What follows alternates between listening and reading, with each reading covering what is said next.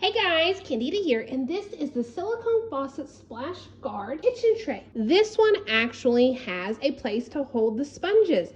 What I like about this one is it has the 3 drip holes here, so when I put my sponges in or my scrubbers, it's gonna automatically drip afterwards. And so I really do like that feature.